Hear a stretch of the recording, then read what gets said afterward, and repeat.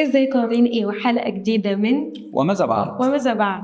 احنا نحب نظهر في الأعياد والمواسم. عيد صغير، عيد كبير، شم نسيم، فسيخ ورنجة، كل ده هنتكلم فيه. قولنا يا ابن الموسى والعنبر. شم نسيم يعني فسيخ ورنجة، يعني ريحة وحشة، يعني بيض ملون، يعني جناين، يعني سعاد حسني، حاجات كده أساسية في شم النسيم عندنا. ايه رأيك في شم النسيم؟ أنا عن نفسي بحب الفسيخ والرنجة جدا، فبحب شم النسيم جدا جدا. انا عكسها بقى بالظبط، انا بكره الفسيخ والرنجة على المستوى الشخصي يعني انا بالنسبه لي كفسيخ ورنجة يمثلني مشهد احمد حلمي وهو بيعمل كده، ما شربتش من نيلها. هو ده بالنسبه لي شم النسيم. طيب بما ان انت ما بتحبش الفسيخ والرنجة، سيب لي انا اصل الفسيخ وقول لنا انت اصل شم النسيم. ماشي يا باشا. عندنا شم النسيم هو يعني مهرجان مصري قديم، تمام. كانوا بيحتفلوا بين المصريين القدماء عشان انتهاء فصل الشتاء، بداية فصل الربيع اللي هو كان الجو فيه بديع زمان يعني. فكانوا بيحتفلوا بيه بعيد اسمه مهرجان شمو المصري القديم. يعني هو اسمه غريب قوي الصراحة، فطلعت حاجة تراثية للأسف، مش هزار يعني.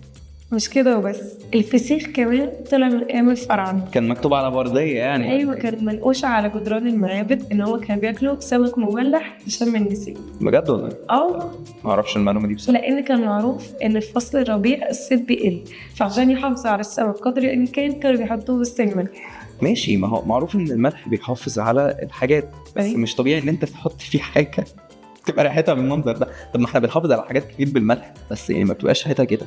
دي طريقه طبخ بتاع اجدادنا الفراعنه. خليكم مقتنعين باللي انتوا فيه، خلوني انا في حالي. انا بعيد عني الكلام ده، ما طب انت هقول. عارف هما ليه سموها فسيخ؟ لا بصراحه. عشان لما بنحط السمك في الملح اللحمه بتاعته بتتفصل عن الجلد. بتتفسخ يعني، دي كرومي، كانك بتشد دبوسه دي كرومي مثلا. بالظبط، فانت تقدر تفسخ اللحمه عن الجلد. منطقي برضه، منطقي الكلام. عشان كده بقى اسمه فسيخ. فسيخ، سمك بوري مملح بقى اسمه فسيخ، يعني بقى موضوع صعب قوي الصراحه. جميل. جاتو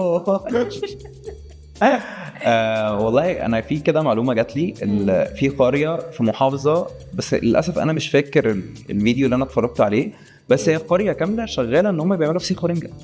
يعني هم بيعملوا فسيخ بالذات، لا مش رنجه، بيعملوا فسيخ. انا ممكن اكل رنجه على فكره، بس فسيخ لا بصراحه. لا انا بحب الاثنين بصراحه جدا، لازم تقولي اسم القريه دي عشان انا محتاجه اروح. يا سلام، انا يا الاثنين بس كده. بس عندي سؤال برضه بيجي في دماغي على طول، هو الفسيخ ده مرتبط بمصر بس ولا في اماكن ثانيه؟ والله من المعلومات اللي انا عرفتها ان الفسيخ كمان موجود في فلسطين في قطاع غزه، وبياكلوه برضه زينا في اول ايام عيد الفطر. مش عارف بصراحه يعني. انا كنت مره شفت فيديو لبلوجر فلسطينيه كانت جايبه في اول ايام عيد الفطر ان هم بياكلوا فسيخ مع بعض، وبعد ما عملت كمان سيرش للحلقه دي اتاكدت من المعلومه دي.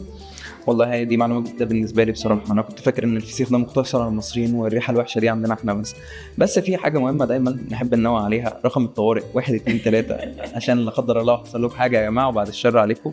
ويعني هابي شم نسيمي، ما اعرفش فين شم النسيم في الموضوع، دي بتبقى ريحه وحشه بس مش احنا الوحيدين اللي بناكله، طلع احنا واخواتنا كمان في فلسطين. بالظبط، ربنا يكون معاهم وفي عونهم يا رب، واخواتنا في السودان، وربنا يعديهم منها على خير يا رب. بس لا يعني شم النسيم بالنسبه لي اقعد في البيت او اروح الشغل بس كده. انت عارف ان انا اعرف ان كمان الفسيخ مشهور جدا في اسوان، وان هو طعمه مميز جدا هناك، وغالبا عشان ده اصل الحضاره. ممكن زي ما انت بتقولي حضاره مصريه قديمه والكلام ده كله، فهم ليهم طريقه معينه في عمايله، لوجيك فعلا ان هو يكون مثلا من ان هو ليهم طريقه معينه او ليهم حاجه معينه في يومه بيعملوه صح. جاهز يا ابطال شم النسيم؟ لا مش جاهز للريحه بصراحه، لا الموضوع صعب.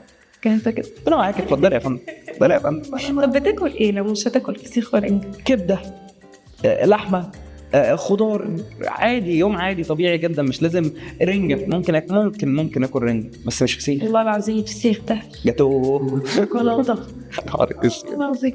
لا انا مش عارف الناس اللي بتحب الفسيخ دي بتحبه ازاي بصراحه. الموضوع صعب. انا متاكده ان هم بيتفرجوا عليه دلوقتي هم بياكلوا فسيخ ورنجة، واكيد هيبقى في تيم مريم في تيم ليا. اتمنى تيم انا اللي يكسب يا جماعه، لان يعني مش مقتنع ان هو سمك مملح بصراحه. الموضوع صعب قوي عادي.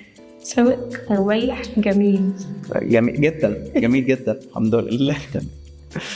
بس كده حلقه كده خلصت النهارده، و الدنيا ربيع والجو بديع، وقفلي على كل المواضيع. اقفل يعني عشان ناكل الفسيخ. كل فسيخ انت لوحدك، انا مش هاكل. باي باي يا جماعه.